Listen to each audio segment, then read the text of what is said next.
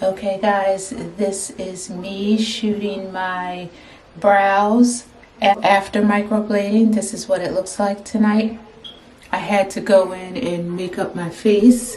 I couldn't resist. I just added a little lipstick and a little highlighter just to see how it would all fare with my lashes and my brows. So right now, here's how my brow looks. And I can do it up close for you guys. That is how microblading looks. This is the finished product after my session. So right after I left the studio, this is what the brows look like. I will continue to report back to you guys. The makeup that I put on is really below here. I didn't put anything up top or anything like that because I didn't want to get anything into the brows or any of the cuts that I have there. So I'm going to wash my face without wetting up my brows, and then I'm just going to put the ointment that she gave me on them for tonight, and then tomorrow we'll see how it fares. For right now, I do like them. They are a little darker than I want them to be, so hopefully, as the direction says, day 2 and 3 they should start to lighten a little, and when we get into the second week it should really start to look like what it's going to naturally look like as I move forward with these. So fingers crossed guys. I hope this lightens up a little bit, but I do like them. I love the shape of them. Okay, talk to you soon.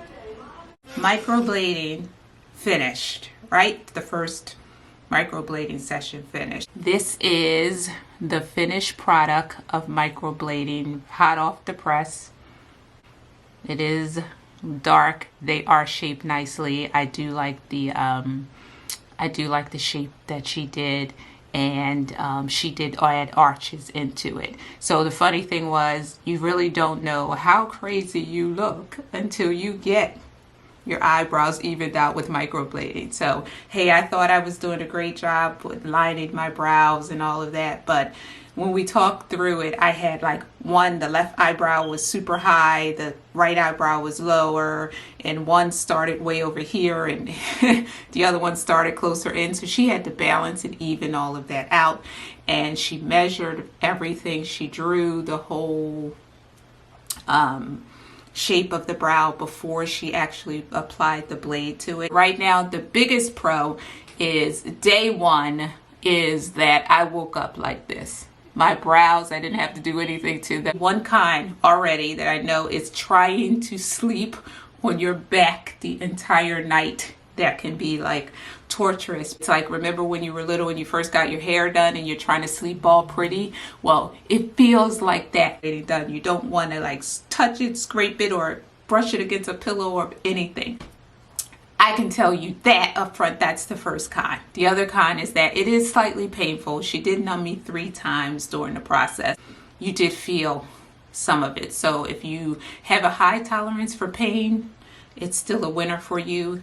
If you don't, you can get through it. So it's not something that should deter you from getting microblading done, because so far I do think it's worth it at day 1. So if for whatever that's worth to you. So that's the and then you know the process of keeping your brows dry and putting the moisturizer in the morning and in the nighttime. She did tell me that not to do too much to the brows.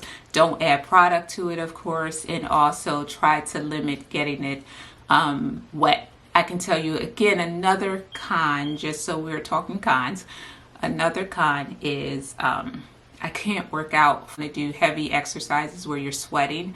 So I had to kind of figure out my workout routine the week leading up to getting my brows done. So I went extremely hard the last week so I can kind of have this downtime. But I am like getting antsy, and I definitely want to continue to work out and keep my fitness goals at the top of my list. So those are the cons, but they are a little dark, but that's going to change, and they're going to lighten up according to this whole process, maybe around day 2 and 3. I was able to go out in public, so far so good. And I like the shape of them, and I like how she evened out and made my brows go with my face and measure correctly and things like that. So far, those are the winners and a little bit of the cons, but none of them so far would tell me to not get this process done. We'll talk soon to see if I still feel this way, so stick with me. And here's a look at brows.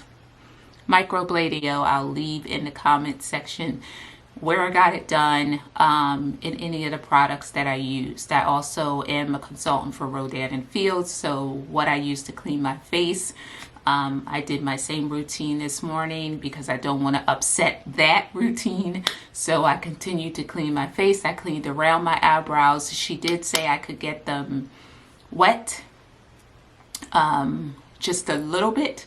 She said, but quickly dry them off. So I was able to wash my face in the shower, and my forehead up here and around that area, I did let a little bit of the drops seep in, and then I quickly dried my face using a gauze.